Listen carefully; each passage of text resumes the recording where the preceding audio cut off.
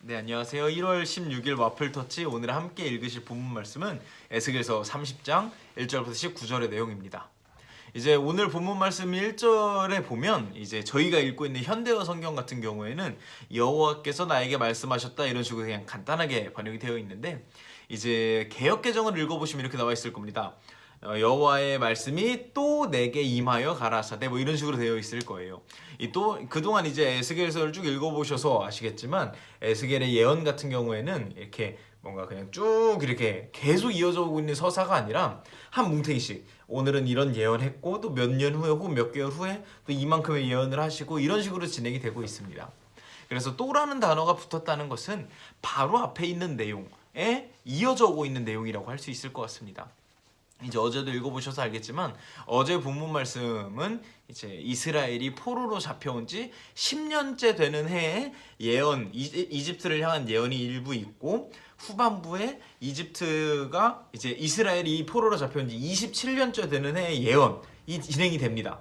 그리고 그러고서 29장이 끝이 나고요. 30장 1절에 또라고 시작됐던 건 이제 30장도 이 27년째 되는 해에 하셨던 예언의 연장선입니다. 이게 쭉 진행이 되고 이제 내일 모레의 말씀이죠. 31장부터 이제 다시 이제 포로로 잡혀온 지 11년째 되는 해. 그러니까 시간 순서대로 진행이 되는데 중간에 이제 이집트가 함락되기 진짜 직전의 내용이 중간에 쏙 들어가 있는 그런 구조인 겁니다. 그리고 오늘의 본문 말씀도 그런 내용 중에 한 일부분이 있고요.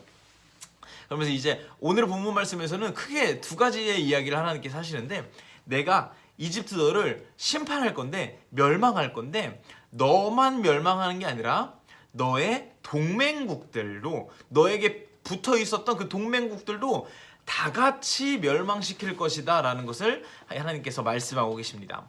그러면서 이제 그런 이야기를 쭉 앞부분에 하시고 뒷부분에는 네가 그토록 의지했던 그토록 네가 자랑스러워했던 너의 주요 도시들 이제 멤피스라든지 바르도로스라든지 뭐 이런 식으로 구성이 되어 있는 13절부터 나오는 내용들인데요.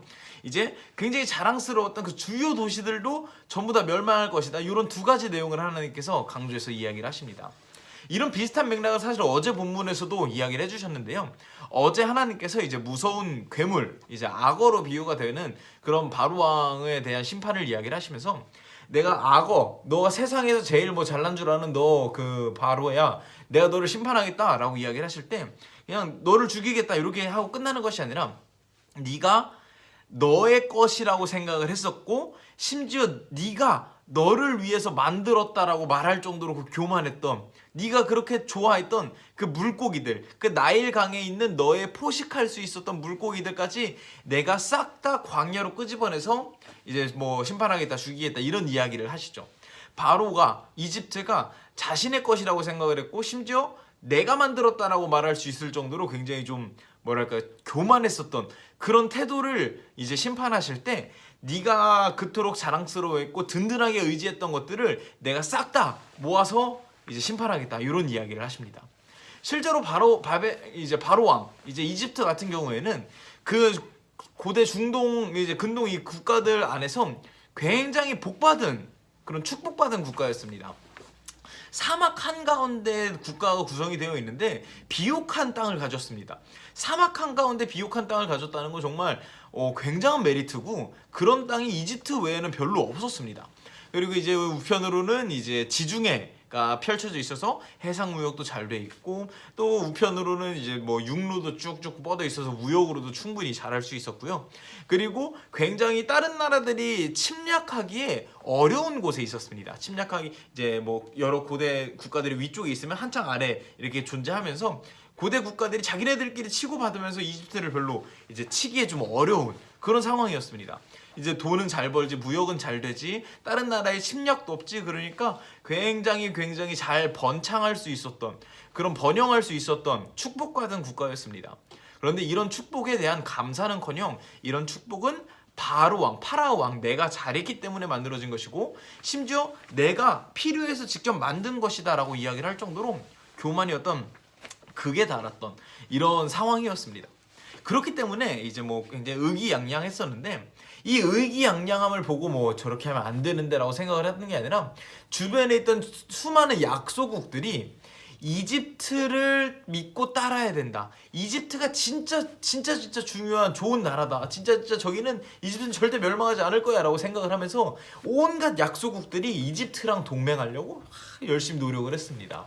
심지어 바벨론이 막 이제 급성장하는 국가로 막 두각을 드러낼 때에도 여러 약소국들은 에이, 이집트에는 잽도 안 되지. 우리는 이집트에만 잘 달라붙어 있으면 돼라고 생각을 하면서 열심히 달라붙어 있었습니다.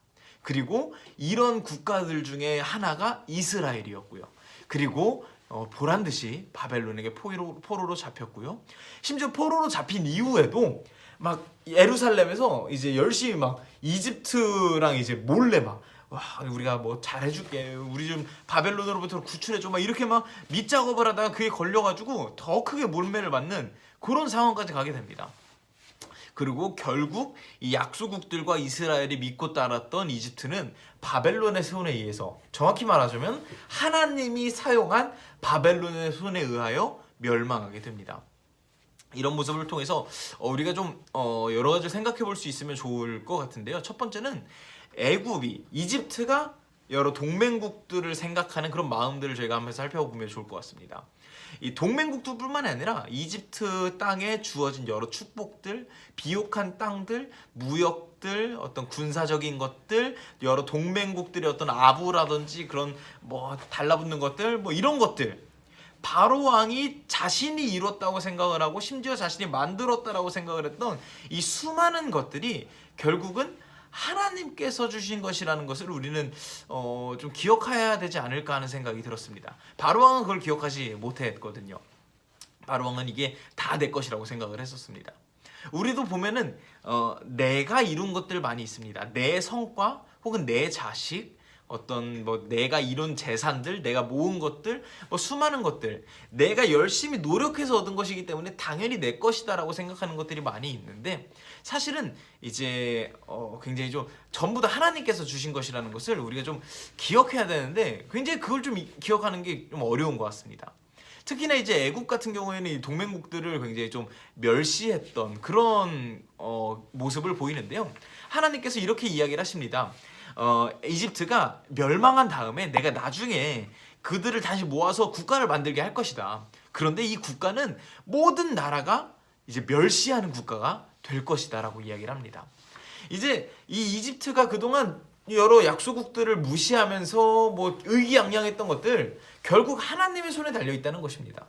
어쩌면 우리에게 주어진 것들, 내가 가지고 있는 것들, 내가 이룬 성과들, 나의 재물, 나의 뭐 어떤 여러 것들이 타인이랑 비교될 때가 있을 수 있습니다.